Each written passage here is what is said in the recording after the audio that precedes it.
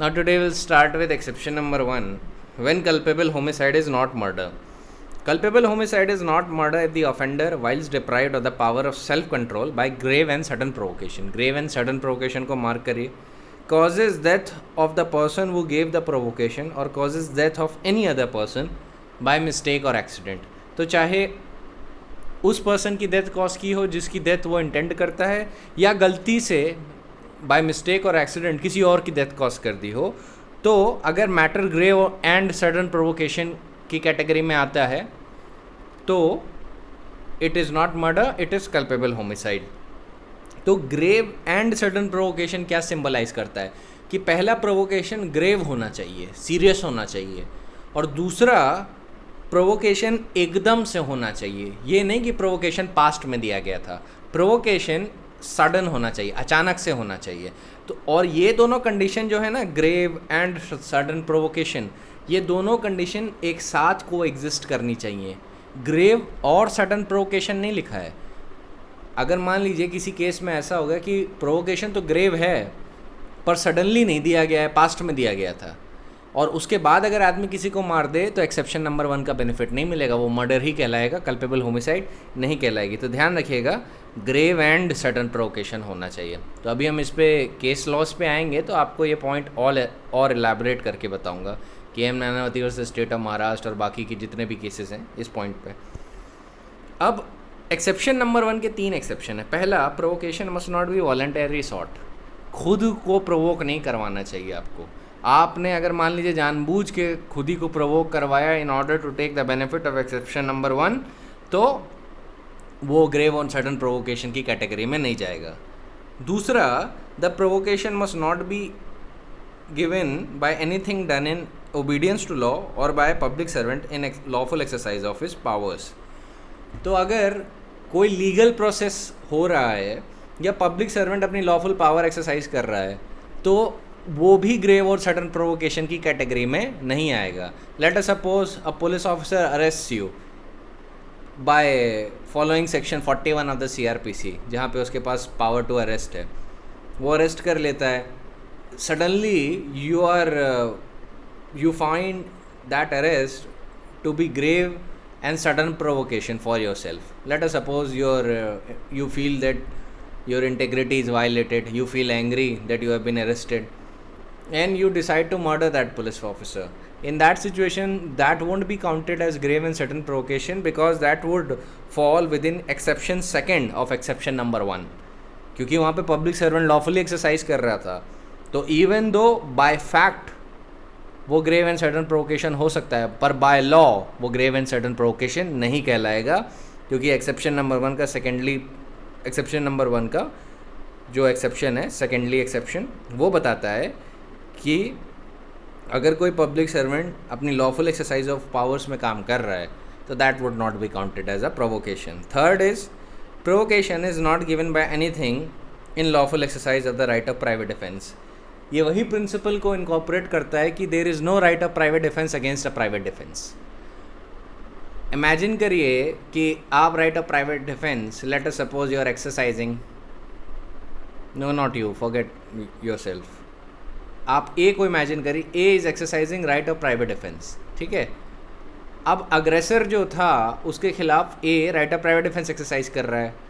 अब ए जब उसको अटैक करता है पलट के in order to exercise his right of self defense, तब अग्रेसर जो है नाराज़ हो जाता है और अग्रेसर लेट अस सपोज किल से, और फिर वो कोर्ट में आके डिफेंस लेता है कि जो ए की जो हरकत थी that was grave and sudden provocation for me because he exercise his right of private defence against me and I am also authorise to exercise right of private defence against him. तो court simply एक बात बोलेगा, first, there is no right of private defense against a right of private defense. Second, third exception of exception number 1 categorically mentions कि lawful exercise of right of private defense को कभी भी provocation नहीं माना जा सकता under exception number 1 of section 300. Explanation: whether provocation was grave and sudden to prevent the offense amounting to murder is a question of fact. अब ये fact का क्वेश्चन है, क्योंकि फैक्ट और सर्कमस्टेंसेस से इसका आंसर मिलता है. इसका लॉ में आंसर नहीं मिलता, इसका फैक्ट और सर्कमस्टेंसेस से आंसर मिलता है। लॉ में कुछ टेस्ट दिए गए हैं और वो टेस्ट आपको हर केस पे अप्लाई करने पड़ेंगे in order to find out whether the fact and circumstances are such that it would amount to grave and sudden provocation. तो पहले हम इलस्ट्रेशन पढ़ लेते हैं। इलस्ट्रेशंस पे खूब ध्यान दिया करें क्योंकि एग्जाम में एज इट इज़ आ जाते हैं। Illustration, A under influence of passion excited by provocation given by Z intentionally kills Y, Z's child. The murder in as much as the provocation, this is murder in as much as the provocation was not given by the child and the death of the child was not caused by accident or misfortune in doing an act caused by the provocation. तो मतलब अगर एक आदमी let us suppose revenge killing के नाम पे जिसने provocation दिया उसको नहीं, उसके चाइल्ड को मार देता है, तो वहाँ पे वो ग्रेव और सडन प्रोवोकेशन की कैटेगरी में इसलिए नहीं जाएगा क्योंकि बच्चे ने प्रोवोकेशन नहीं दिया था, उस आदमी ने प्रोवोकेशन दिया था। तो इलस्ट्रेशन उसी बात को आपको बता रहा है। क्योंकि और दूसरी बात ये आपको क्या बता रहा है कि यहाँ पे जो डेथ हुई है चाइल्ड की, ये एक्सीडेंट और मिसफॉर्चून से नहीं हुई है। यहाँ पे जो डेथ हुई है that was a deliberate attempt to kill him, that was a deliberate attempt to kill the child, and if the child dies in the consequence that is not a death which is caused by accident or misfortune, and exception number 1 in this case will not apply. grave और sudden provocation का exception नहीं apply करेगा। B कहता है why gives grave and sudden provocation to A? A on his provocation fires a pistol at Y, neither intending nor knowing himself to be likely to kill Z who is near him, but out of sight A kills Z. Here A has not committed murder but merely culpable homicide. अब इस case में जो Y की मौत है वो accident के कारण हुई है क्योंकि वो पॉइंट किसी के और पे कर रहा था, नहीं सॉरी, जी की जो मौत हुई है इस केस में वो एक्सीडेंट के कारण हुई है क्योंकि वो पॉइंट वाई पे कर रहा था, वाई पे गोली चलाना चाह रहा था और वो लग गई जी को। तो अब ये एक्सीडेंट और मिसफॉर्चून है, ठीक है। तो ये जो एक्सेप्शन नंबर 1 की जो लास्ट लाइन है ना कि और causes death of any other person by mistake और एक्सीडेंट, ये उसमें कवर्ड होगा। अब सी पे आ जाते हैं। A is lawfully arrested by Z a bailiff. A is excited to sudden and violent passion by arrest and kills Z. This is murder in as much as the provocation was given by a thing done by public servant in exercise of his powers. तो public servant ने अपनी power exercise की है तो वो grave और sudden provocation की category में नहीं जाएगा। सिमिलरली इलस्ट्रेशन जो डी है वो बताता है कि मैजिस्ट्रेट कुछ सवाल पूछता है और जो विटनेस है वो नाराज़ हो जाता है उस बात से, मैजिस्ट्रेट को लगता है कि वो झूठ बोल रहा है। ए जो है गुस्से में आके मैजिस्ट्रेट का मर्डर कर देता है। ये क्या है? ये ग्रेव और सडन प्रोवोकेशन के एक्सेप्शन में जाएगा। The answer is no. अब इलस्ट्रेशन ये आता है, वो कहता है A attempts to pull Z's nose. Z in the exercise of right of private defence lays hold of A to prevent him from doing so. A is moved to sudden and violent passion in the consequence and kills Z. This is murder in as much as a provocation was given by a thing done in the exercise of right of private defense. तो ये कौन से exception में fall करेगा? ये exception 1 के third exception में fall करेगा। लास्ट इलस्ट्रेशन है illustration F. Z strikes B. B is by provocation excited to violent rage. A bystander intending to take advantage of B's rage and to cause him to kill Z puts knife into B's hand for the purpose. B kills Z with the knife. Here B have committed only culpable homicide but A has committed murder. क्योंकि A ने situation की advantage उठाई है और B को तो grave और sudden provocation मिला था पर A को नहीं मिला था। ए ने सिचुएशन की एडवांटेज उठाते हुए बी के हाथ में चाकू थमा दिया। उसे पता था बी लेट सपोज जिस पर्सन को मारने जा रहा है उसको मार देगा और मार भी देता है। तो यहाँ पे ए जो है, ए ने मर्डर कमिट किया है इवन दो बी का केस है वो कल्पेबल होमिसाइड में फॉल करेगा बिकॉज एक्सेप्शन नंबर 1 का पैरामीटर सेटिस्फाई हो जाता है ग्रेव एंड सडन प्रोवोकेशन का। अब इस पे सबसे ओल्डेस्ट केस है Mancini versus director of public prosecutions. इसमें बताया गया था कि ये डॉक्ट्रिन ऑफ प्रोवोकेशन का स्कोप क्या है। इसमें बोला था it is not all the provocation that will reduce the crime of murder to manslaughter, वहाँ पे वो कल्पेबल होमिसाइड की कैटेगरी में जाता है। Provocation to have the result must be such as temporarily deprives the person provoked of the power of self control, as the result of which he commits an unlawful act which causes death. The test to be applied is that of the effect of the provocation on a reasonable man, as laid down by a court of criminal opinion, Rex versus Lesbini, so that an unusually excitable or pugnacious individual is not entitled to rely on the provocation which would not have led an ordinary person to act as he did.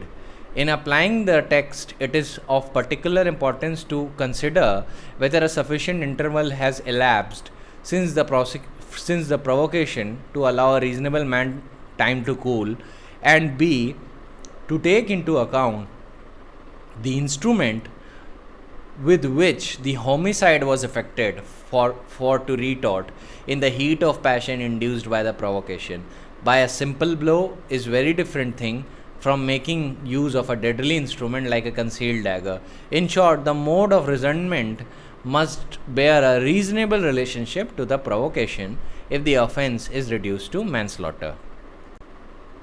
Judgement को मैं और थोड़ा simplify करके आपको बताता हूँ. यहाँ पे कह रहे हैं कि देखिए, एक जो टेस्ट है डॉक्ट्रिन ऑफ प्रोवोकेशन के लिए वो रीजनेबल मैन को के पॉइंट ऑफ व्यू से देखा गया है. ठीक है, ये किसी ऐसे पर्सन के पॉइंट ऑफ व्यू से नहीं देखा जाएगा जो बहुत चिड़चिड़ा है या बहुत जल्दी गुस्सा हो जाता है या हर वक्त लड़ाई करने के लिए आगे रहता है. उसके पॉइंट ऑफ व्यू से नहीं, एक रीजनेबल मैन के पॉइंट ऑफ व्यू से देखा जाएगा.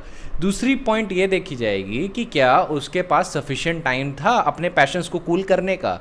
ये भी ज़रूरी है, तभी ग्रेव एंड सडन है. अगर सफिशिएंट टाइम है तो मतलब वो सडन नहीं कहलाएगा. अगर सफिशिएंट टाइम अक्यूज्ड के पास था to cool down his passion तो वो सडन प्रोवोकेशन की कैटेगरी में नहीं जाएगा, even though it will fall within the grave provocation की कैटेगरी में. तो डॉक्ट्रिन ऑफ प्रोवोकेशन जो होती है वो ग्रेविटी ऑफ द प्रोवोकेशन के साथ सडननेस पे भी एम्फेसाइज करती है. इसीलिए इस जजमेंट में बोला गया था कि जो इंटरवल का टाइम है वो भी सफिशिएंटली देखना होगा in order to come to that conclusion कि क्या रीजनेबल मैन ऐसे टाइम में फ्रेम में शांत हो सकता है या नहीं. Of course it will depend upon the provocation actually given. उसके बाद जजेस और बताते हैं कि प्रोवोकेशन में ये भी देखा जाएगा कि प्रोवोकेशन में एक्ट करते हुए व्यक्ति ने जिस तरीके से हमला किया है क्या वो डायरेक्टली ट्रेस हो पा रहा है उसके प्रोवोकेशन पे.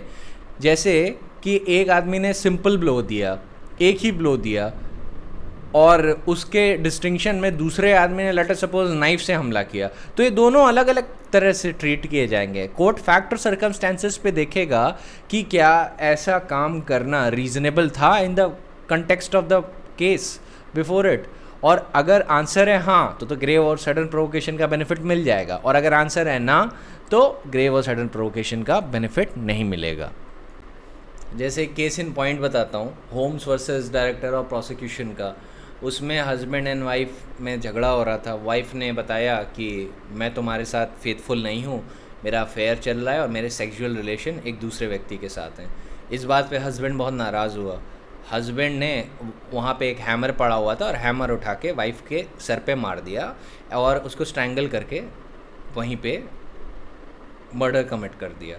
अब कोर्ट के सामने जब आए ये लोग तो कोर्ट के सामने ये सवाल था कि क्या इस केस में डॉक्ट्रिन ऑफ प्रोवोकेशन का बेनिफिट मिल सकता है. तो कोर्ट ने पूरी सिचुएशन देखी, जो अभी मैंने लॉ बताया Mancini versus director of public prosecution का, ये Holmes versus director of public prosecution पे अप्लाई किया गया. तो उसके बाद कोर्ट ने ये बोला कि a wife admitting adultery to the man will amount to grave and sudden provocation. और यहाँ पे जो आदमी ने जो पासी में पड़े हुए हैमर से जो मारा था ये प्रीमीडिएशन नहीं था, ये प्रायर प्लानिंग का केस नहीं था.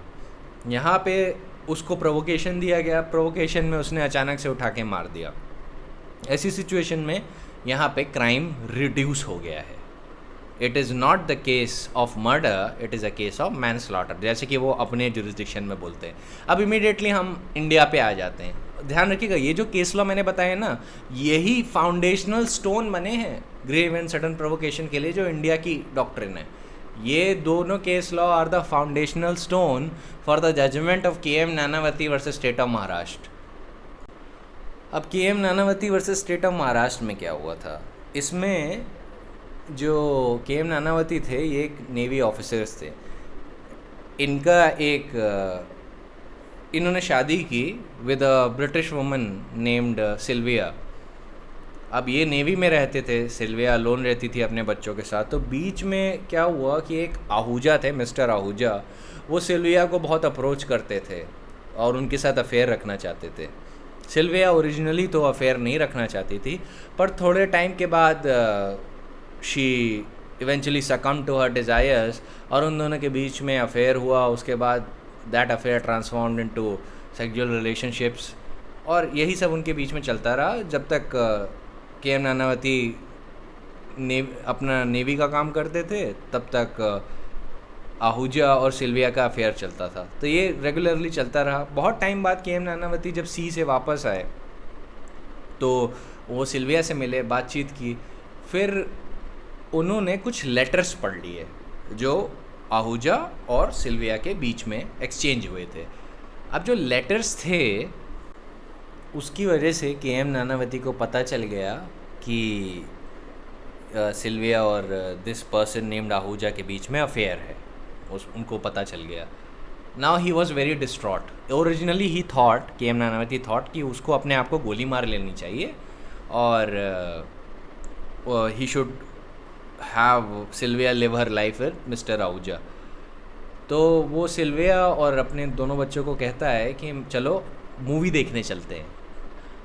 तो ही बुक्स अ टैक्सी और दोनों को मूवी थिएटर के पास ले जाता है और फिर कहता है मैं एक चीज़ भूल गया, मैं वापस आ रहा हूँ। वो जाता है अपने नेवी शिप पे, नेवी शिप से अपनी जो रिवॉल्वर होता है वो रिकवर करता है, उसको लोड करता है और उसके बाद सीधे आहूजा के घर जाता है।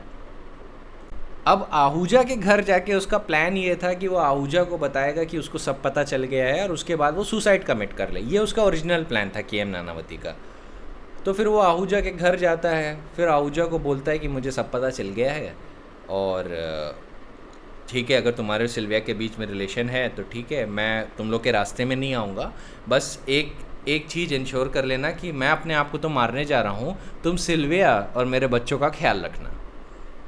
अब मिस्टर आहूजा क्या बोलते हैं कि am I to marry every single women I sleep with. इससे मिस्टर आहूजा ये दिखाना चाह रहे थे कि Sylvia is not the only one, मैं बहुत सारी वुमेन के साथ अफेयर रखा हूँ। और ऐसे में Nanavati was immediately angered by this. He took his revolver and he shot mister Ahuja. Mister Ahuja died. तो इसी पे ये केस था। Now you might be wondering कि इस केस में क्या होना चाहिए। लेट मी टेल यू, इस केस में कोर्ट ने कन्विक्ट किया था मिस्टर नानावती को। क्यों कन्विक्ट किया था? वो इसलिए कन्विक्ट किया था कि कोर्ट ने ये देखा कि ये जो इतने किलोमीटर के दायरे से हॉल से गए, पहले अपने नेवी शिप पे, वहाँ से रिवॉल्वर रिकवर की, फिर काफ़ी ट्रैवल करने के बाद आहूजा के घर पहुँचे। उस सर्कमस्टांसेस में कोर्ट ने कहा कि प्रोवोकेशन ग्रेव तो है, बहुत ग्रेव है, पर ये सडन नहीं है, यहाँ पे सडननेस नहीं दिख रही। और चूंकि यहाँ पे सडननेस नहीं दिख रही है तो एक्सेप्शन नंबर 1 का बेनिफिट नहीं मिल सकता। Mister Nanavati is liable for murder. अब इसी केस में मेन पैरामीटर्स सुप्रीम कोर्ट ने इवॉल्व किए थे, वही अभी जो विस्काउंट कह रहा हूँ, Holmes versus director of prosecution और Mancini versus director of prosecution के केस में, वो रेफ़र करते हुए और बाकी के जजमेंट रेफ़र करते हुए 4 स्टेप्स बनाए। पहला, the test of grave and sudden provocation is whether a reasonable man belonging to the same class of the society of the accused placed in the situation in which the accused was placed would be so provoked as to lose his self control। तो ध्यान रखिएगा, यहाँ पे जो reasonable man का test है ये उस सोसाइटी को भी रेलेवेंट मानता है जिस सोसाइटी में अक्यूज्ड मूव इन कर रहा था। इसका मतलब ये है कि एक इलिटरेट का और एक लोअर इकोनॉमिक ग्रुप का test will not be the same as an academician और एन इंटेलेक्चुअल एलीट। ये दोनों, इन दोनों पे रीजनेबल मैन का टेस्ट अलग अलग तरीके से अप्लाई करेगा और ग्रेव एंड सडन प्रोवोकेशन का टेस्ट भी अलग अलग तरीके से अप्लाई करेगा, ये सेम नहीं होगा।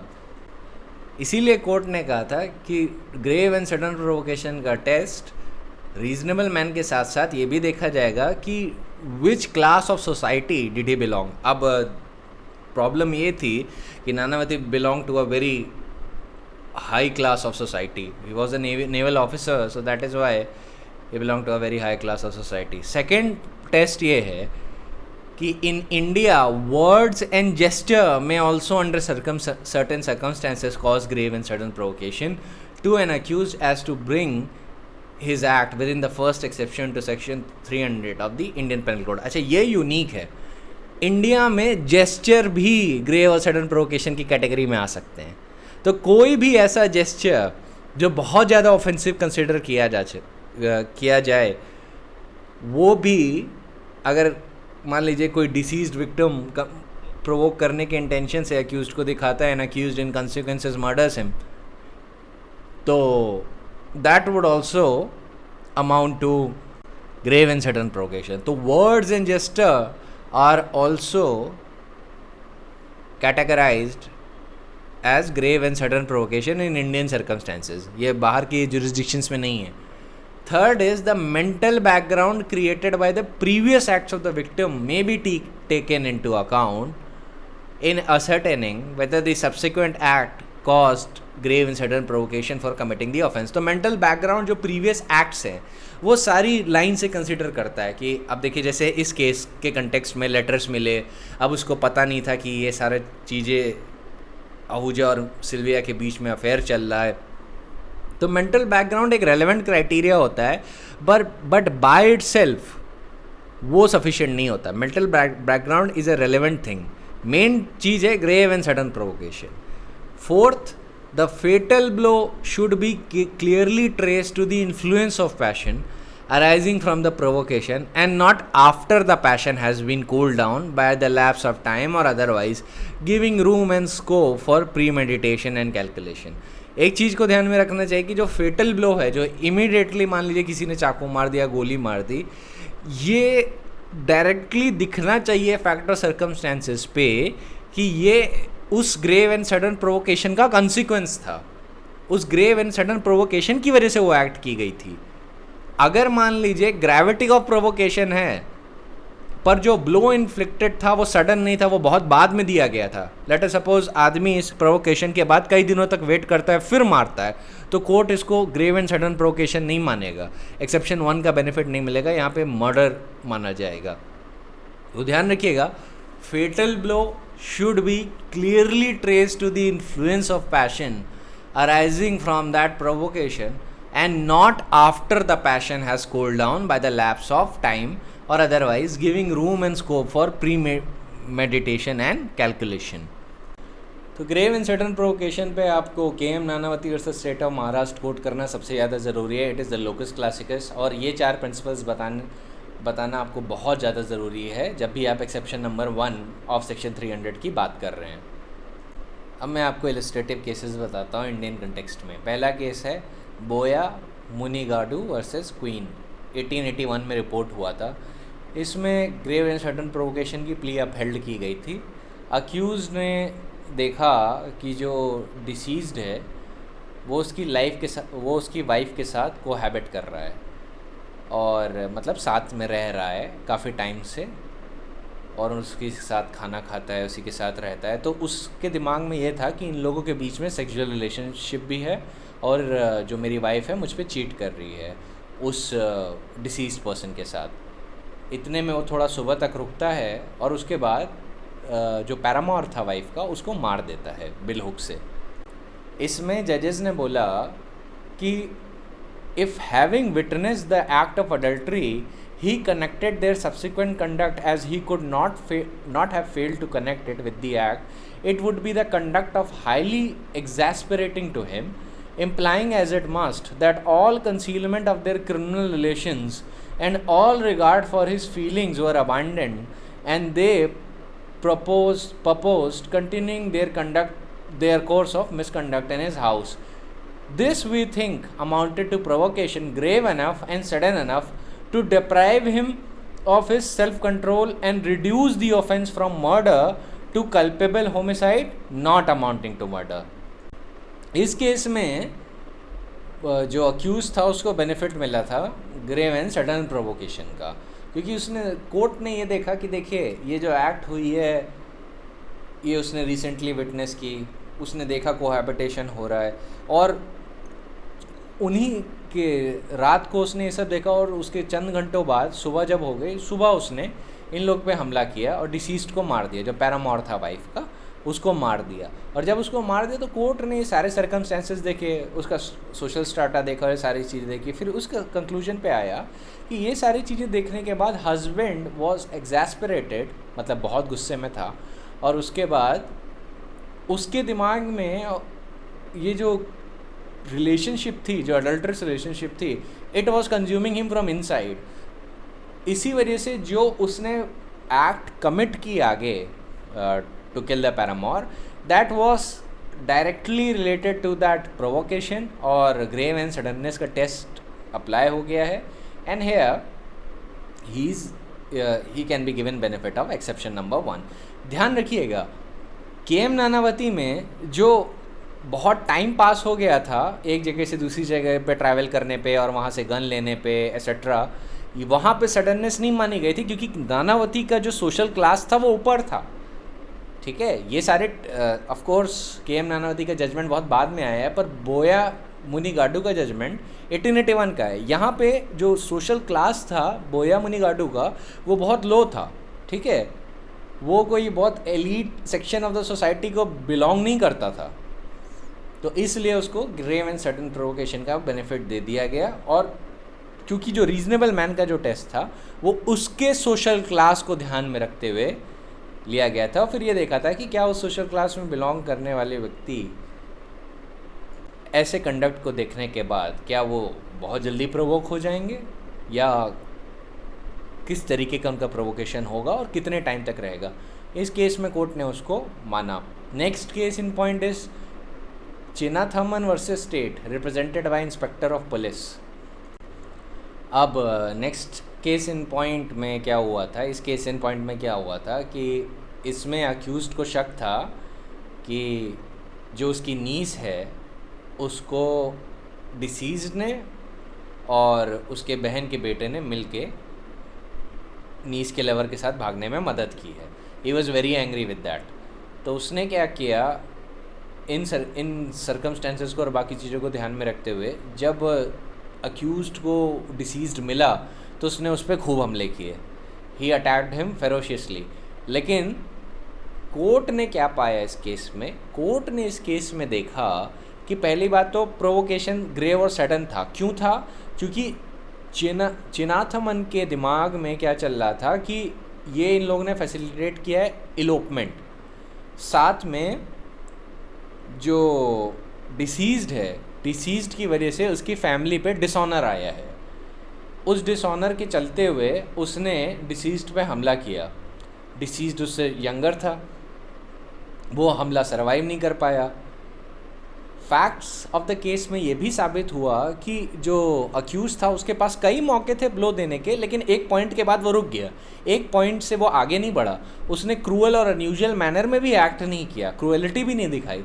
तो ऐसी सिचुएशन में कोर्ट ने बाकी सर्कमस्टेंसेस को ध्यान में रखते हुए और ये भी ध्यान में रखते हुए कि जो इंजरी जो कॉज थी वो they were not sufficient in ordinary course of nature to cause death, ये सारी चीज़ों को ध्यान में रखते हुए कोर्ट ने उसको ग्रेव एंड सडन प्रोवोकेशन का बेनिफिट दिया। उसे मर्डर नहीं माना, मर्डर की बजाय उसको 304 पार्ट 1 आईपीसी में कन्विक्ट किया। So next in point of cases is कि we will now refer to Pundalik versus State of Maharashtra. It was reported in 2010 Supreme Court cases, page number 122. In this case also Supreme Court converted the conviction under 302 to section 304 part 1 according the benefit of grave and sudden provocation, when it was found that even according to the prosecution there used to be frequent quarrels between the accused and deceased wife. And on the date of the incident, finding his wife in an inebriated condition, he got infuriated with her and in a heat of passion, he assaulted her, resulting in her death. For this purpose, Supreme Court also referred to a judgment of Jan Muhammad versus Emperor and KM Nanavati versus State of Maharashtra.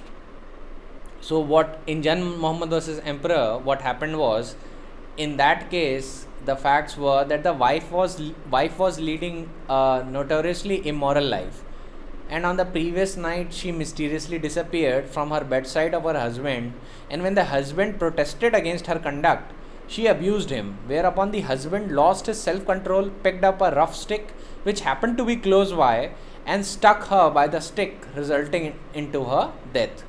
एक तरीके से उसने वो stick भोंकी the. So Lahore High Court in Jan Muhammad found that this case was governed by grave and sudden provocation and accorded that benefit. In Pundalik versus State of Maharashtra also, referring to these judgments, Supreme Court accorded the benefit of grave and sudden provocation. And again, court repeated that we must take into the consideration the previous conduct of the woman. As stated above, the whole unfortunate affair should be looked as one prolonged agony. Mental background याद है KM Nanavati में बोला था, ध्यान में रखने की ज़रूरत है.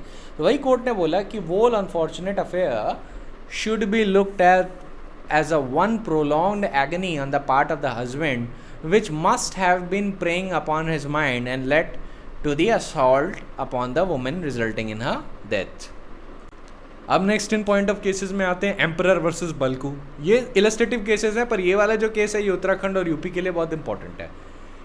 तो एम्परर वर्सेस बल्कू में भी बेनिफिट मिला था एक्सेप्शन नंबर 1 का, सेक्शन 300 का. इसमें क्या हुआ था, अक्यूज्ड, यहाँ इस केस में अक्यूज्ड एंड डिसीज्ड, वो was his wife sister husband, मतलब उसके जीजा थे, were sleeping on the same cot.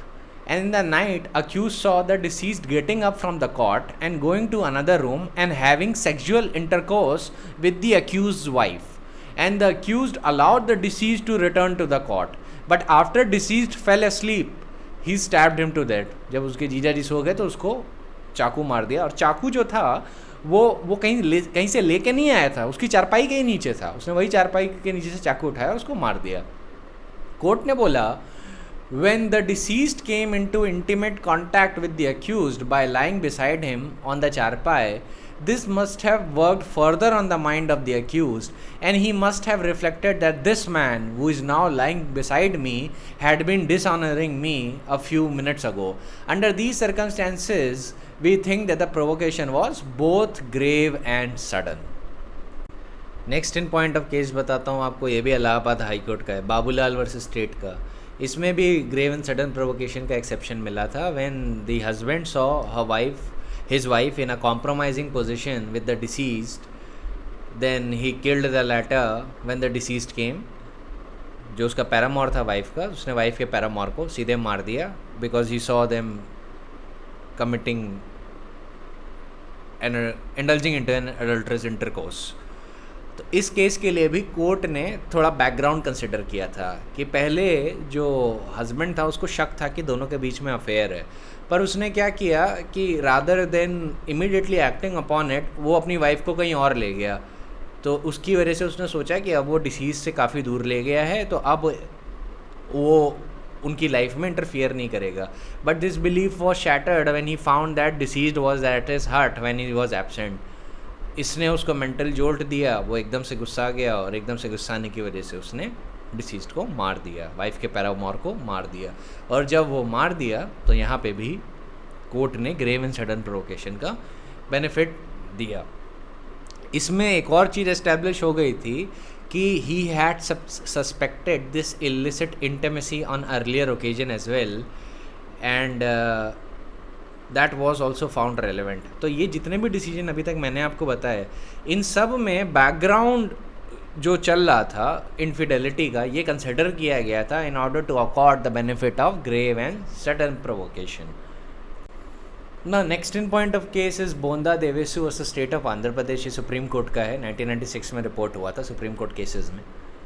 The prosecution case was that the deceased used to tell the wife of the appellant, मतलब accused की wife को. Trial court में accused कहते हैं, सुप्रीम कोर्ट या हाई कोर्ट की अपेलेट प्रोसीडिंग के सामने अपेलेंट कहेंगे. So the prosecution case was that the deceased used to tell the wife of the appellant, Bonda Devasu in this case, that he will carry her away and marry her. So About 8 in the morning on 4/6/1989, the wife of the appellant had gone to fetch water from water kundi. While मतलब कुएं से पानी लेने गई थी, if you don't understand the context. While the wife of the appellant was taking water, the deceased caught hold of her hand and asked her to come with him. Somehow she got herself released and ran away to her house and informed the appellant बोंडा देवेसु, मतलब वो उसका husband था इस case में, तो husband को inform किया कि ऐसा ऐसा उसने कहा है और अभी उसने मेरा हाथ पकड़ा और कहा कि मेरे साथ चलो.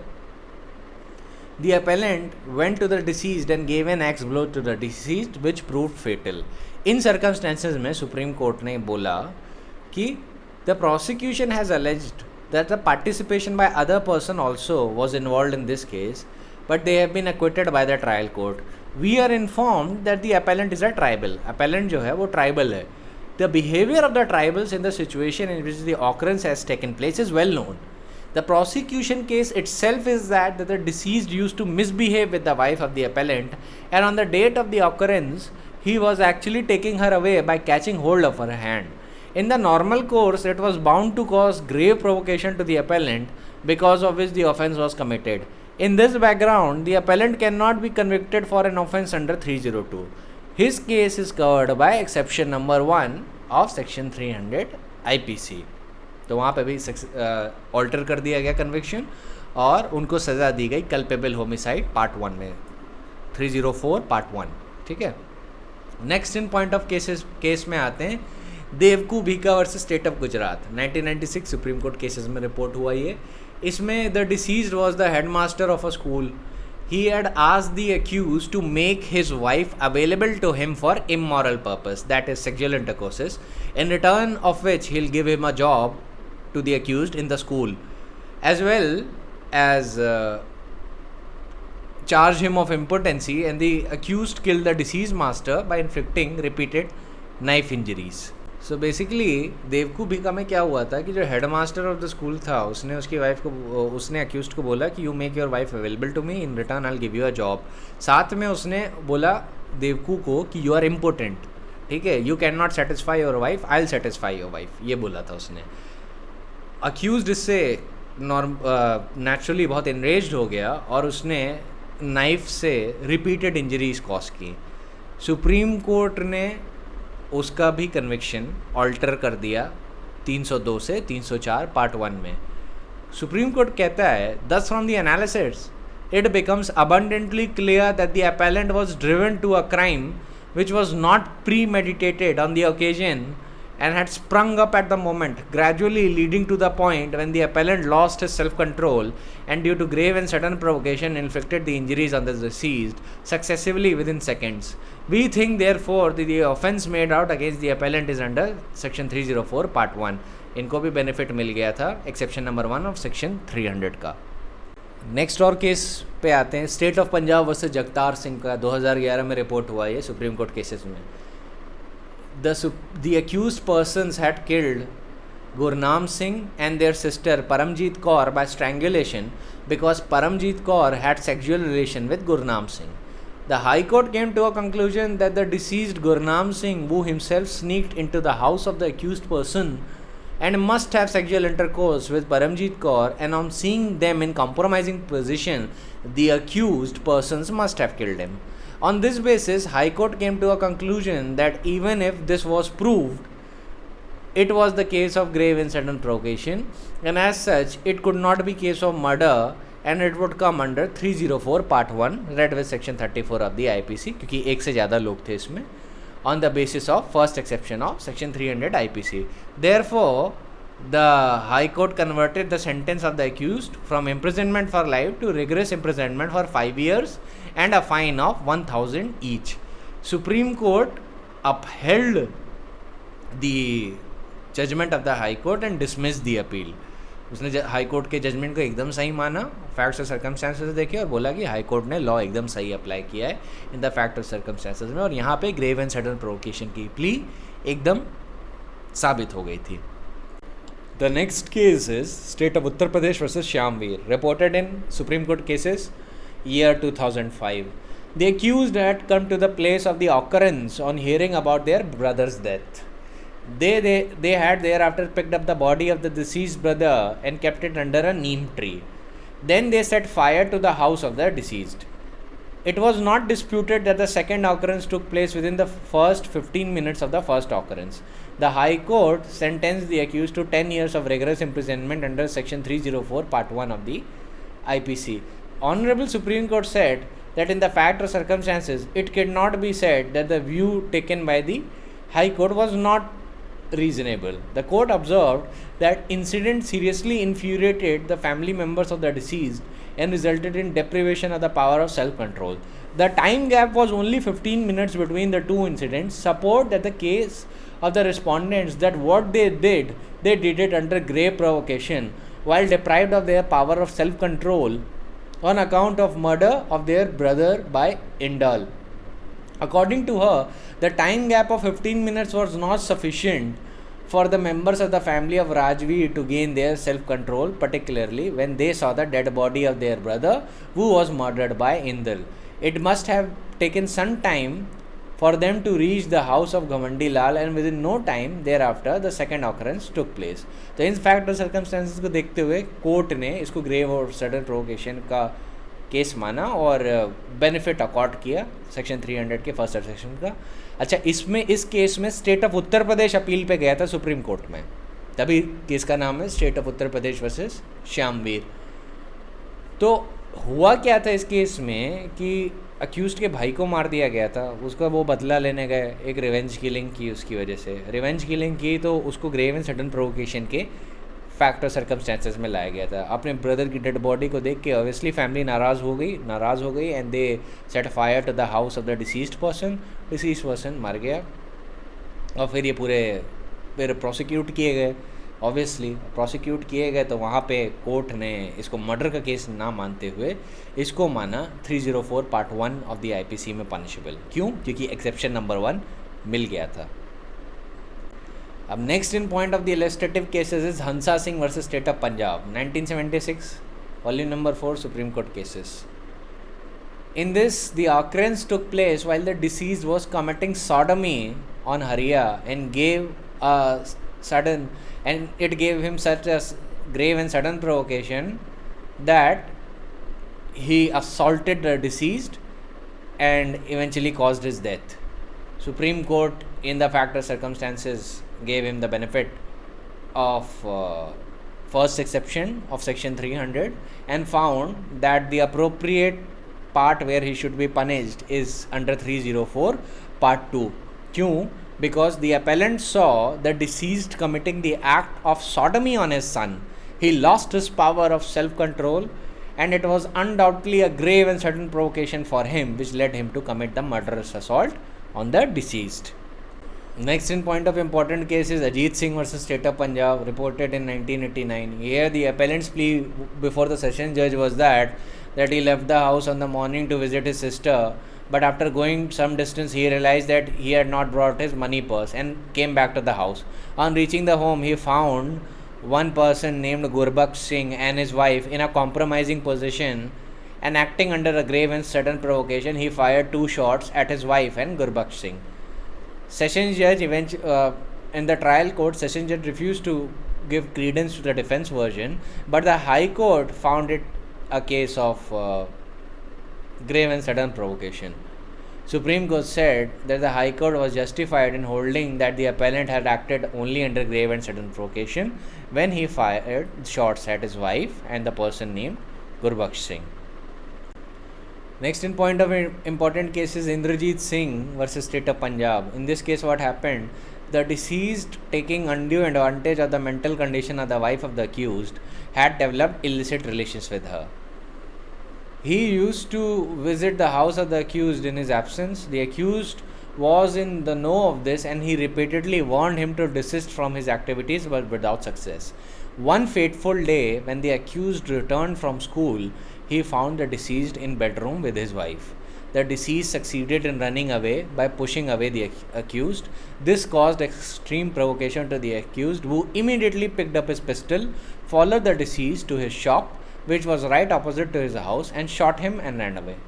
Though the accused has been forbearing earlier that he had only limited himself to warning the deceased to desist from his illegal ways, but having caught him in such a position, accused must have lost his self-control and shot the deceased. All this happened before the accused had regained his composure and self-control. In this circumstance, he was also given the benefit of section 300 exception 1. So यहाँ पे इनका conviction कहाँ हुआ था? 304 के part 1 में. Now next in line of cases is Rafiq Yakub Bhai Shaikh versus state of Gujarat. 27 दिसंबर 2007 का डिसाइड हुआ ये. In this case, accused had committed the offence of murder and killed his real sister on the terrace of his house. The accused was also an accused for murder of a minor child by a knife blow, and in that case he was ultimately acquitted. एक case in पे पहले भी था, उसमें उनका कुटेल हो चुका था. However, the family members of the accused were not happy regarding his involvement in such an incident, and they had to suffer in as much and had to vacate the premise where they were living earlier because of such incident involving the accused in a heinous crime. Therefore, one day when the accused visited the house, his deceased sister Salma is said to have stated that he is a murderer and he should not enter the house and visit them, and there was some quarrel between the accused and his sister. Thereafter, he stayed on this day at his house, and the deceased sister Salma was sleeping on the terrace, and the accused was also sleeping on the terrace, whereas the other members of the family were sleeping downstairs. The accused, annoyed with the displeasure shown by the sister Salma and the quarrel and also the attitude of the other family members, was angry and agitated, and therefore committed murder of his sister with a knife blow on the vital part, cutting the blood vessel and trachea, which resulted in death of his sister Salma. After a while, family members found Salma in a pool of blood, and it led to a prosecution. Here he was not given the benefit of grave and sudden provocation. The court held, if the accused who was involved in a heinous crime, though acquitted, subsequently had been asked not to visit the family, and the family had not liked his visiting the house, and in spite of that he not only visited the house but stayed there, and when there is a quarrel between the accused and the deceased sister, he had committed this crime again, which again reflects his attitude. He cannot be said to have killed his sister merely because there was a quarrel. This is not a case of grave and sudden provocation. This is a case of vengeful killing, and in this situation, his conviction for murder under section 302 IPC is justified. अब next in line of cases Chetram versus union of India 1965 का एक case है. यहाँ पे wife refuse to cook the evening meals and threatened to leave the house, and the husband was trying to appease her at first. She gave him a kick on the chest and said that he should have sexual intercourse with his sister rather than her. On listening to this, husband was very angry and in a state of fury picked up a stone lying nearby and hurled it at the head of the wife. That inflicted a fatal blow. This was again falling under exception number 1 of section 300, and the benefit of grave and sudden provocation was given to him. In Govindan versus State, the accused found his wife in an illicit cohabitation with his younger brother. There was an element of suddenness. Mere fact that the accused chased his wife for 45 yards and then killed her was not deemed to have taken away the exception number 1 of section 300.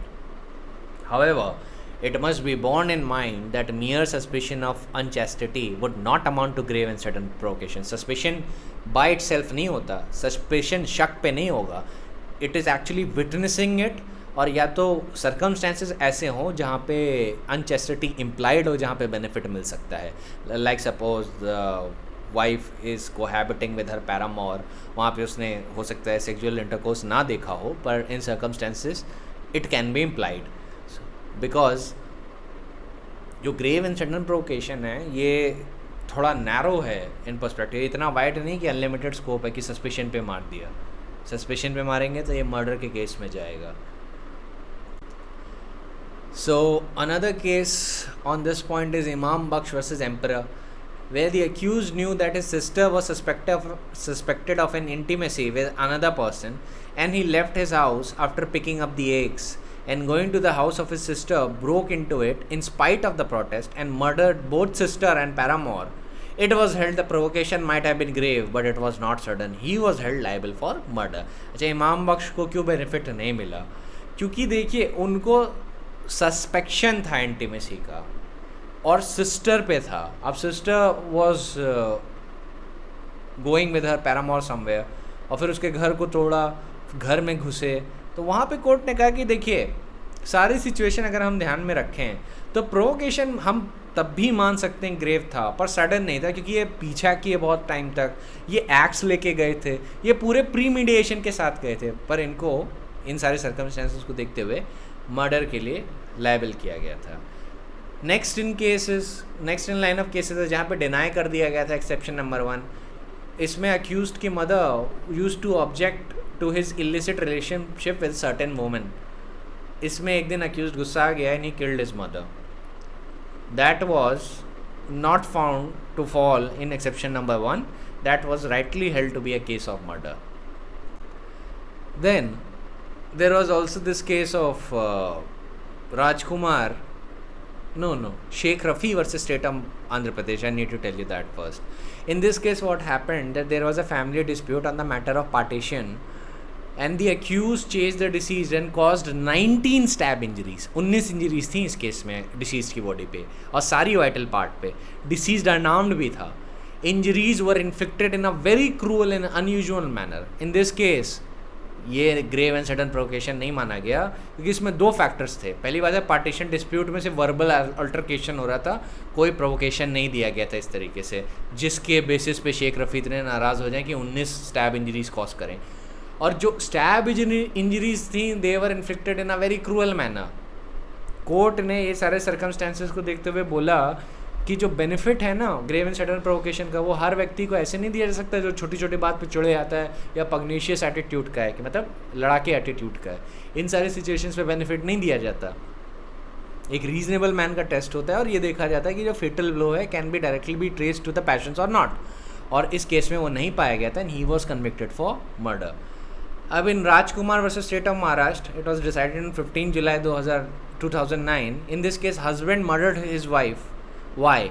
Because she refused to withdraw the maintenance proceedings against him.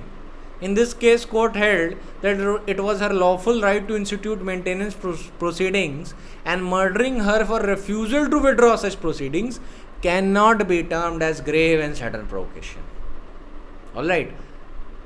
क्योंकि wife जब अपना legal right exercise कर रही है तो उसको withdraw करने के लिए अगर वो हस्बैंड बोलता है कि आप मेंटेनेंस प्रोसीडिंग्स विड्रॉ करो, वाइफ का तो राइट है मेंटेनेंस प्रोसीडिंग इंस्टीट्यूट करना, और अगर उसने मना कर दिया तो हस्बैंड के पास कोई अधिकार नहीं उसको हार्म करने का, let alone killing her. And he killed her and then he took the benefit of then he took the defence of grave and sudden provocation. Supreme Court categorically mentioned that you cannot be awarded this benefit because first of all wife was exercising her lawful right, and you remember that this point will fall under which exception? Exception number 1 के second exception में जाएगा ये. ठीक है, grave and sudden provocation का जो second exception अभी हम लोग ने पढ़ा था कि लॉफुल पावर्स के एक्सरसाइजिंग में ग्रेव एंड सडन प्रोवोकेशन नहीं चलता, चाहे वो पब्लिक सर्वेंट करे चाहे वो आप करें. ठीक है. Next in line of case is मुर्गी मुंडा वर्सेस एम्परर. यहाँ पे accused found the disease sleeping with his girlfriend के साथ. ये कीवर्ड है, थोड़ा ध्यान दीजिएगा. Accused found deceased sleeping with his girlfriend in the jungle. He attacked on the head of the deceased with slap, kicks and large stone. The court distinguished the wife's position in this case and found that the position of a wife is not equivalent to a girlfriend because the level of fidelity is different. The wife is bound to have this vow of fidelity while a girlfriend is not. She was not even betrothed to the accused person. Betrothed मतलब मंगनी भी नहीं हुई थी दोनों के बीच में. इस केस में इनको grave and sudden provocation deny कर दिया गया था. अच्छा, एक चीज़ और मैं बता दूं कि देखिए गर्लफ्रेंड के केसेस में ये बेनिफिट नहीं मिलेगा। और जितने भी केसेस आपने ये ध्यान दिए हैं कि जहाँ पे हस्बैंड वाइफ की इनफिडेलिटी से नाराज़ होकर उसको मार देता है, इन दीन सर्कमस्टेंसेस अभी तक जितने भी मैंने केस बताए, ये ध्यान रखिएगा इसके ऑपोजिट पे भी वाइफ को भी बेनिफिट मिलेगा। अगर वाइफ विटनेस करती है हस्बैंड को ऐसे इलिसिट सर्कमस्टेंसेस में और वो हस्बैंड को मार देती है या हस्बैंड के पैरामोर को मार देती है, तो ऐसे केस में उसको भी वैसे ही बेनिफिट मिलेगा। ठीक है, सो डोंट थिंक दैट ये सिर्फ हस्बैंड को ही मिल सकता है, ये बोथ टू वे स्ट्रीट है। Husband owes fidelity to wife and wife's owes fidelity to husband. बस ध्यान रखिएगा, वाइफ का स्टेटस बड़ा होता है, वो गर्लफ्रेंड के लेवल का नहीं होता। अगर अक्यूज्ड गर्लफ्रेंड की इनफिडेलिटी से नाराज़ होकर अगर उसको मार देता है, he can not be given benefit of grave and sudden provocation.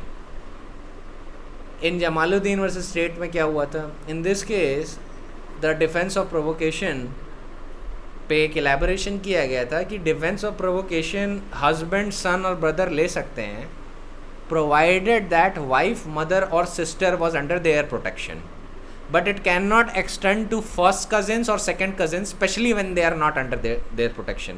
तो जमालुद्दीन वर्सेस स्टेट में बोला गया था।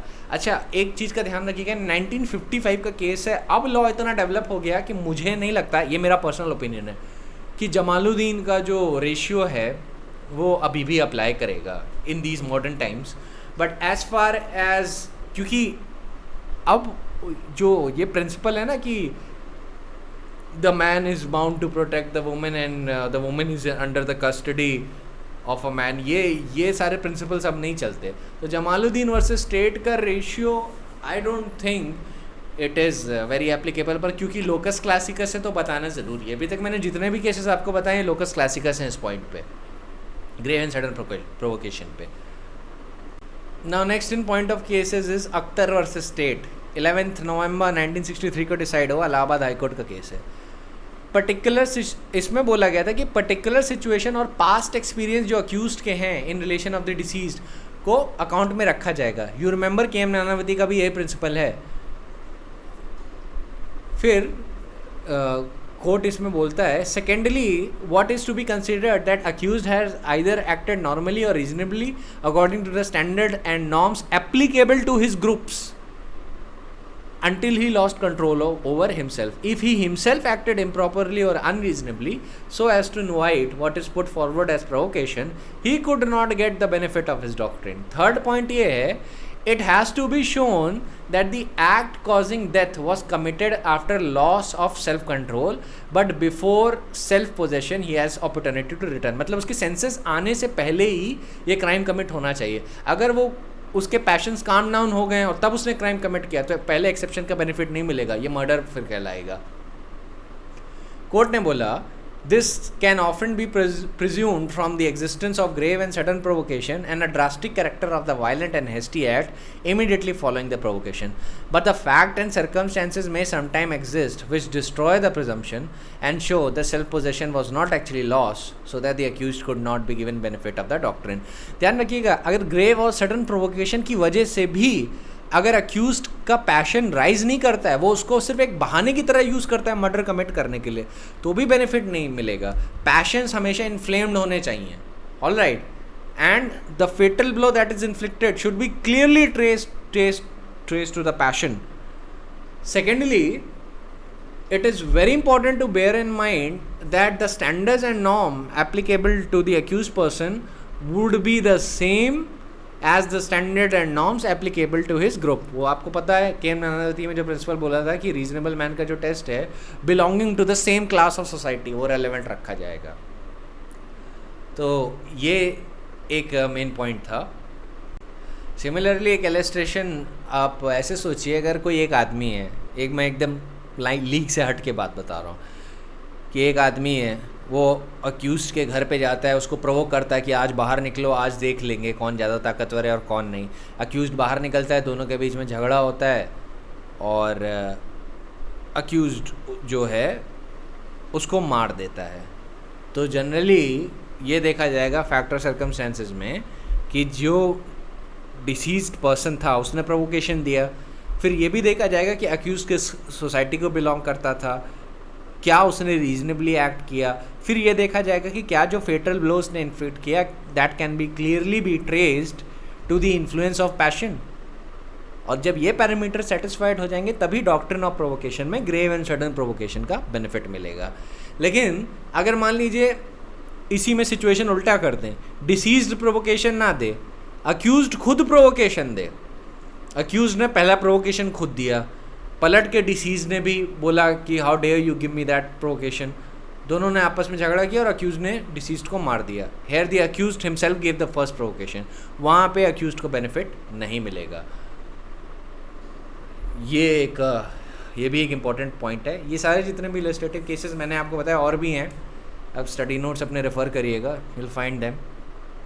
अभी जितने भी मैंने पॉइंट्स बताए वो सारे इम्पॉर्टेंट हैं from the point of view of the exams, क्योंकि ग्रेव एंड सडन प्रोवोकेशन पे सबसे ज़्यादा क्वेश्चंस आते हैं। Out of all exceptions this is the most popular exception under section 300। और in comparison to the rest of the exceptions of the IPC इसी में थोड़ा कॉम्प्लेक्सिटी है, बाकी में उतना नहीं है, बाकी बड़े स्ट्रेट फॉरवर्ड हैं। अब एक्सेप्शन 2 है exceeding the right of private defence, ठीक है। Now we can start with the exception second of IPC of section 300 of the IPC, that is exceeding the right of private defence.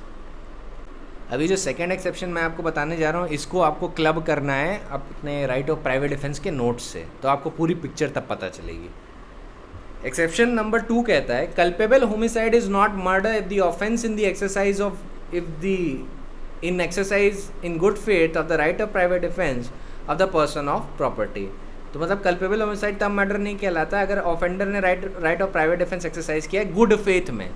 Good faith आपको पता है, due care and attention, चाहे वो person का हो, right of private defence person को protect करने के लिए या प्रॉपर्टी को प्रोटेक्ट करने के लिए, और उसके एक्सरसाइज में exceeds the power given to him by law and causes the death of a person against whom in exercising such right of private defence without premeditation. Planning नहीं होनी चाहिए इसमें, premeditation is all about planning. अगर prior planning है तो good faith absent होगा, और ये जो एसेंशियल क्लॉज है विदाउट प्री मेडिटेशन ये एब्सेंट होगा। तो good faith, right of private defence, exceeding the right of private defence और विदाउट प्रीमेडिटेशन अभी तक के इंपॉर्टेंट कीवर्ड्स हैं। And without the intention of doing more harm than necessary, ये भी बहुत इंपॉर्टेंट कीवर्ड है, for the purpose of such defence. अब इलस्ट्रेशन देखिए, Z attempts to horsewhip A not in such a manner as to cause grievous hurt to A। grievous hurt अगर cause करने में होता तो assault section 100 of the IPC में चली जाती, उसमें तो डेथ कॉज करने तक का राइट है। बट अगर मान लीजिए सिर्फ सिंपल हर्ट की बात हो रही है तो उसी कॉन्टेक्स्ट में इलस्ट्रेशन है, वो कहता है Z attempts to horsewhip A not in a manner as to cause grievous hurt to A। A draws out a pistol, Z persists in the assault। A believing in good faith that he can by no other means prevent himself from being horsewhipped shoots Z dead। A has not committed murder but only culpable homicide। तो ये क्या कहलाएगा? This would be a case of culpable homicide simpliciter। यहाँ पे murder का case नहीं होगा in accordance with the illustration. अब आपको 3 एलिमेंट्स ध्यान रखने, 3 प्राइमरी एलिमेंट हैं कि जब भी exceeding the right of private defence का मैटर होता है एक्सेप्शन नंबर 2 ऑफ सेक्शन 300 में, तो पहली चीज़ पे ध्यान रखा जाता है कि क्या गुड फेथ में काम हो रहा था, क्या प्री मेडिटेशन था, या क्या अक्यूज्ड ने उस इंटेंशन से right of private defence exercise किया that he wanted to cause और did not wanted to cause more harm than necessary. ये रेलेवेंट क्वेश्चंस होते हैं कोर्ट के सामने। तो ये फैक्ट और सर्कमस्टेंस पे कोर्ट देखेगा कि ये कौन सी साइड पे फॉल करेगा, क्या सेकेंड एक्सेप्शन अप्लाई करेगा या नहीं। तो exception number 2 is about exceeding the right of private defence. अब इस पर एक इलस्ट्रेशन आपको देता हूँ कि a thief enters B's house and opens his safe. B raises an alarm and the thief retreats. While thief is still in the house, B fires at him and kills him. B could have caused any other harm other than death. So here he has exceeded his right of private defense. आपको in order to determine whether the accused person has exceeded his right of private defense or not, right of private defence के पूरे chapter को ध्यान में रखना है, जहाँ पे सेक्शन 99, जहाँ पे in what circumstances right of private defence starts, under what circumstances right of private defence ends, किस सिचुएशन पे कितना हार्म कर सकते हैं, ये सारी चीज़ टोटलिटी में कंसिडर करेंगे, तब जाके आप इस कंक्लूजन में आ सकते हैं कि whether the accused has exceeded his right of private defence और नॉट। अब एक सिचुएशन मैं आपको और देता हूँ जिसमें right of the private defence exceed हो जाएगा। जो मान लीजिए कि दो ग्रुप्स में लड़ाई हो रही है, एक एग्रेसर है और एक right of private defence exercise कर रहा है। अग्रेसर का नाम ए रख देते हैं और जो right of private defence exercise कर रहा है उसका नाम बी है। अग्रेसर मान लीजिए लाठी लेके जाता है बी पे अटैक करने, ठीक है। बी जो है अपने राइट ऑफ प्राइवेट डिफेंस में उसको हरा देता है, उस पर हार्म कॉज करता है, उसको हरा देता है। फिर ए जो है स्पॉट से भागने लगता है और अपने घर जाके छुपता है। बी सोचता है कि नहीं, इसने मुझ पे हमला क्यों किया। वो घर जाता है, घर से अपनी पिस्टल उठाता है और ए का पीछा करता है, ए के घर पहुंचता है और ए को गोली मार देता है सेम ट्रांजैक्शन में। अब एक बात बताऊं, इस केस में क्या हुआ है? इस केस में right of private defence exceed हो गया है। क्यों एक्सीड हुआ है? क्योंकि देखिए, right of private defence right of retaliation नहीं होता या राइट ऑफ अग्रेशन नहीं होता। ये तभी तक रहता है कि जब आपने हार्म को रिपेल कर दिया है, हार्म को जब आपने हटा दिया है तभी तक रहता है। तो हमारे इलस्ट्रेशन में जब बी ने जानबूझ के ए का पीछा किया और फिर उसे गोली मार दी, जब उसको पता था कि ए जो है वो रिट्रीट कर चुका है, तब इस सिचुएशन में यहाँ पे right of private defence exceeded माना जाएगा, ठीक है। In this situation the right of private defence has been exceeded, क्योंकि ए अब रिट्रीट कर चुका था, अग्रेसर अब रिट्रीट कर चुका था। अब इस बात का आप ध्यान रखिएगा कि considering the matters of theft, property etcetera, उसमें कैसे होगा। थीफ को मारने का कोई हक नहीं है। अगर आपने थीफ को मार दिया, except in the cases where the situation falls under section 103 of the IPC, तो वहाँ पे भी exceeding the right of private defence है, क्योंकि थीफ को आप कोई भी हार्म कर सकते हैं शॉर्ट ऑफ डेथ, जान लेने का कोई हक नहीं है उस सिचुएशन में।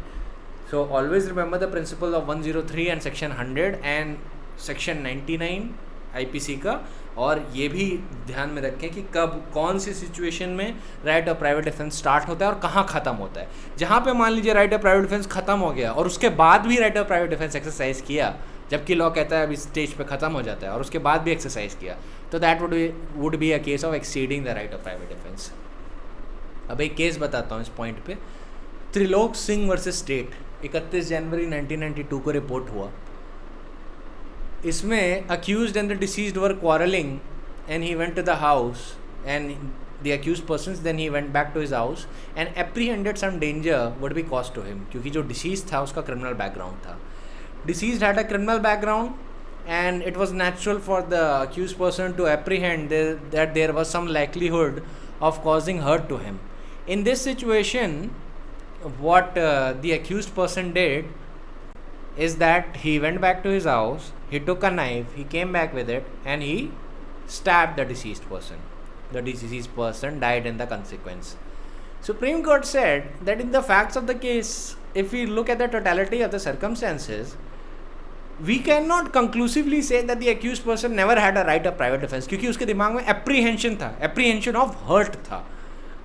But this is clearly a case where he has exceeded his right of private defense, because in the case of apprehension of hurt, the person has all right to exercise any kind of injury except death. Death के अलावा कुछ भी कर सकता है, लेकिन क्योंकि इस केस में उसने डेथ कॉज कर दी है, then he is liable for that. ठीक है, that is why supreme court said no doubt in a situation like this it cannot be expected that the accused has to modulate his right of self defense step by step, but when he went to his house and brought a knife and caused the death, it cannot be said that he did not exceeded the right of private defense. So Supreme Court said we cannot give the appellant benefit of section 100 IPC because it attracts the exception second of section 300, and therefore his conviction should be under 304 part 1. Now next in point of cases is Munna Khan versus state of Madhya Pradesh. ये भी supreme court का case है, report हुआ 1970 में supreme court cases में. इसमें क्या हुआ था कि दो पार्टीज़ के बीच में झगड़ा हो रहा था, अक्यूज्ड और डिसीज्ड के बीच में, और हाथ पैर से की लड़ाई हो रही थी. जो डिसीज्ड था वो अनार्म्ड था, इतने में जो मुन्ने खान थे ये गए वापस घर गए, चाकू लेके आए बड़ा सा, और चाकू से डिसीज्ड की पीठ पे वार किया। जो नाइफ की इंजरी थी वो वाइटल ऑर्गन्स को फाड़ते हुए निकल गई।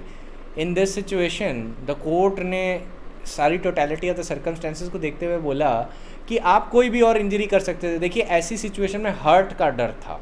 सारी सिचुएशन अगर हम कंसिडर करें तो this was a case where the hurt could be suspected.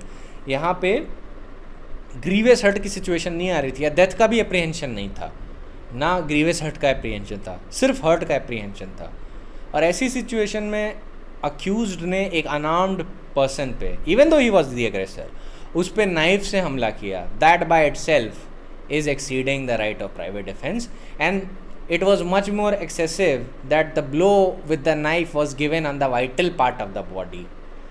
अब ऐसी सिचुएशन में क्या हुआ फिर, इनका जो राइट ऑफ प्राइवेट डिफेंस तो इन्होंने एक्सीड कर लिया, तो इनका कन्विक्शन किधर हुआ, सेक्शन 300 फॉर मर्डर के लिए नहीं हुआ, इनका जो कन्विक्शन हुआ 304 आईपीसी में हुआ।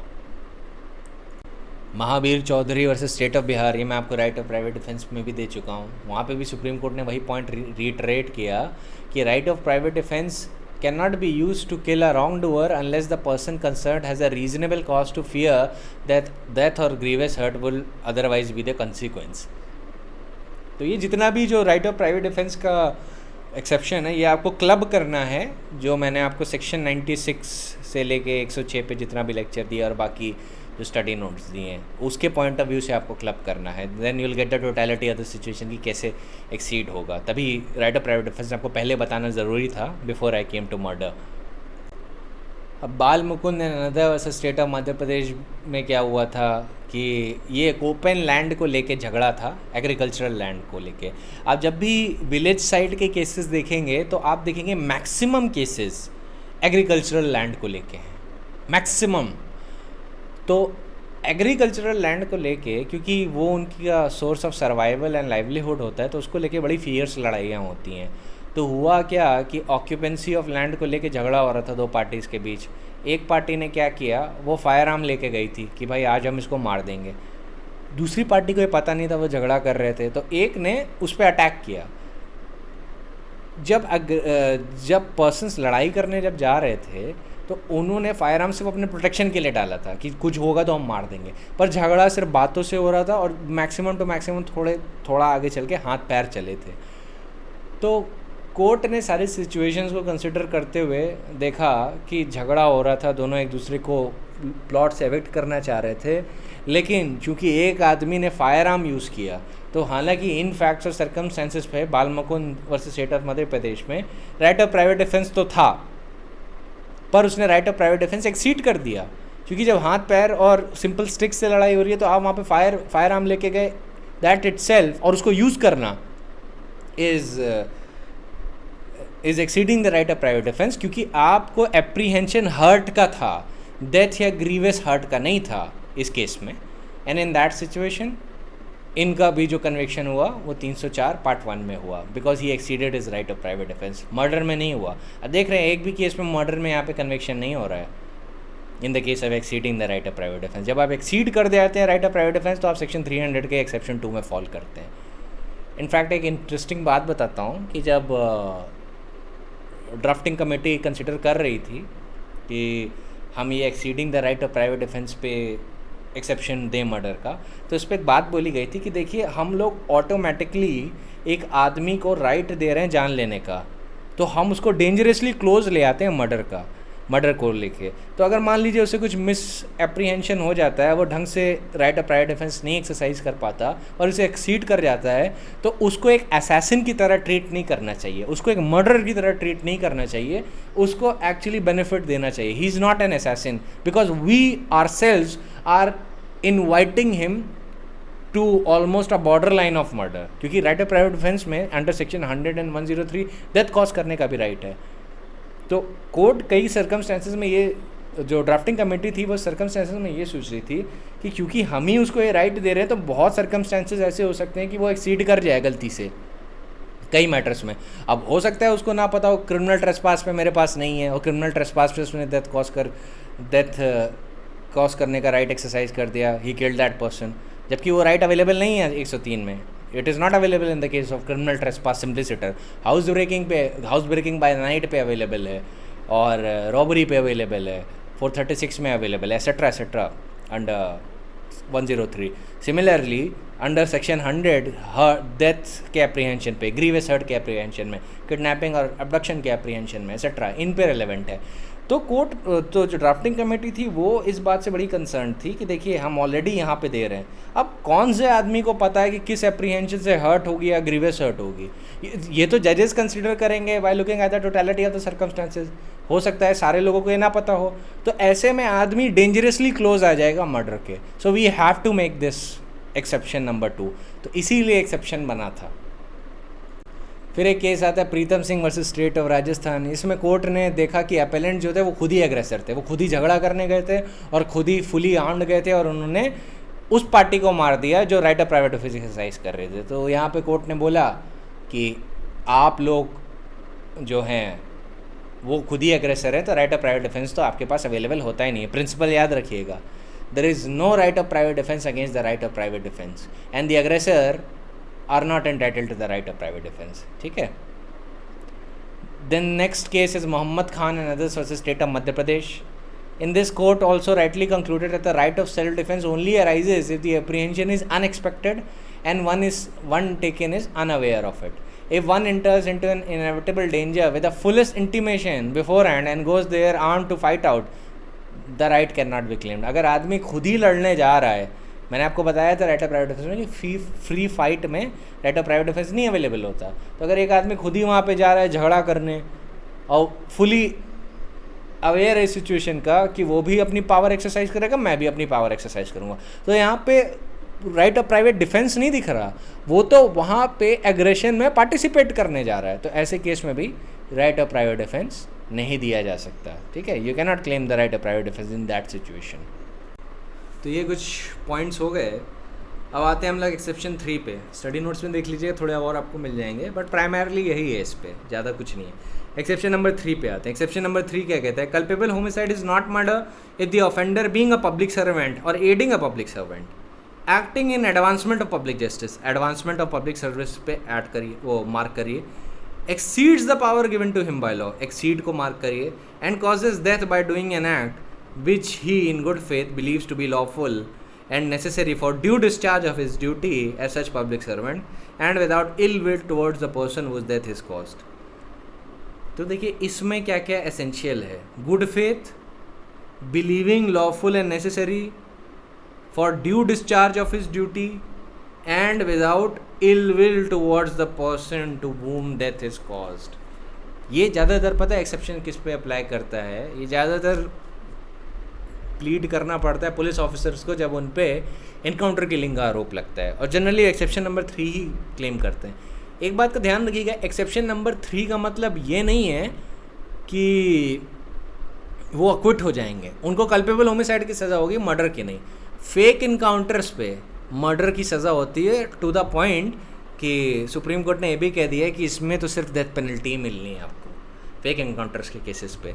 अब ये जब मैं डेथ पेनल्टी पे बताऊंगा तो मैं आपको लाइन से बताता चाहूँगा कि किन केसेस पे सुप्रीम कोर्ट ने क्या बोला है, जैसे डाउरी डेथ पे क्या बोलता है या बाकी केसेस पे क्या बोलता है, या ऑनर किलिंग को लेके उसका क्या सिचुएशन है. अभी तो एक्सेप्शंस पे कन्फाइंड रहते हैं. तो एक्सेप्शंस के जो पैरामीटर्स हैं वो सबसे बड़ा पैरामीटर ये है कि गुड फेथ होना चाहिए. गुड फेथ मतलब due care and attention. Ignorance से काम नहीं चलेगा. इधर पुलिस मैन इज इग्नोरेंट कि मान लीजिए चोर चोरी करके भाग रहा है और पुलिस वाला गोली निकाल के उसको मार देता है, that by itself cannot be claimed under exception number 3. अगर उसको पूरी तरीके से पता है कि he is not entitled to do that, he will be then be prosecuted for murder. Similarly, अगर मान लीजिए कोई dreaded let us suppose gangster है, उसको मारने जाता है. अभी इनकाउंटर का केस नहीं है, क्योंकि इनकाउंटर का केस तो तब होता है जब right of private defence exercise किया जा रहा है.